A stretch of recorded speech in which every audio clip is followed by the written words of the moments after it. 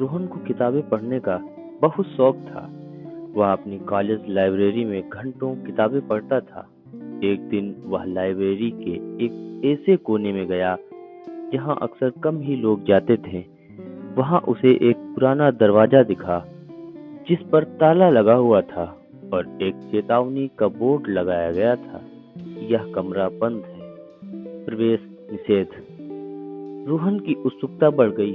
उसने लाइब्रेरियन से उस कमरे के बारे में पूछा। लाइब्रेरियन ने उसे गंभीरता से देखते हुए कहा, यह कमरा पिछले कई सालों से बंद है। यहाँ कोई नहीं आता और तुम भी इस कमरे से दूर रहना। लेकिन रोहन की जिज्ञासा और भी बढ़ गई थी।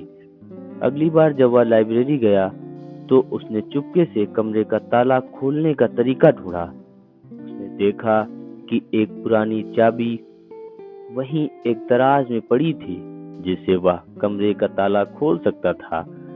उसने दरवाजा खोला और अंदर चला गया। अंदर का माहौल एकदम अजीब था। धूल से भरी किताबें, पुरानी मेज कुर्सियां और एक बड़ी खिड़की जिससे हल्की रोशनी आ रही थी। कमरे में एक रहस्यमयी खामोशी थी। रोहन ने देखा कि वहां एक पुरानी डायरी रखी हुई थी। उसने उसे उठाकर पढ़ना शुरू किया। डायरी एक पुराने प्रोफेसर की थी जिसने उस कमरे में कई साल तक काम किया था। उसने उनकी अधूरी कहानियां और शोध के नोट्स थे। जैसे जैसे वह डायरी के पन्ने पलटता गया, उसे महसूस हुआ कि प्रोफेसर की बातें बहुत रहस्यमयी थीं। प्रोफेसर ने लिखा था कि उन्हें लगता था कि कोई अदृश्य शक्ति उनके आसपास है जो उन्हें प्रेरणा देती है, कि उसी से डर भी लगता था। डायरी के आखिरी पन्ने पर बस कुछ शब्द लिखे थे, मैं सच के बहुत करीब हूँ, लेकिन शायद मुझे कोई रोकना चाहता है। रोहन को अजीब लगा और उसने डायरी वापस रख दी। जैसे ही उसने दरवाजे की ओर कदम बढ़ाया, उसे लगा कि कोई उसकी तरफ देख रहा है।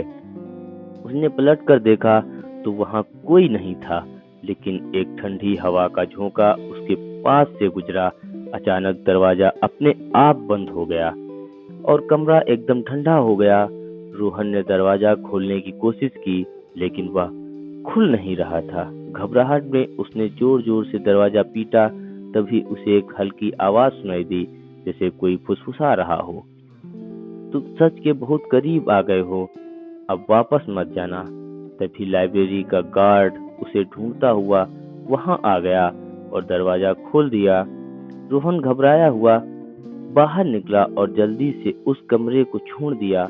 बाद में उसने जाना कि वह कमरा तभी से बंद है जब प्रोफेसर अचानक गायब हो गए थे और उन्हें फिर कभी नहीं देखा गया।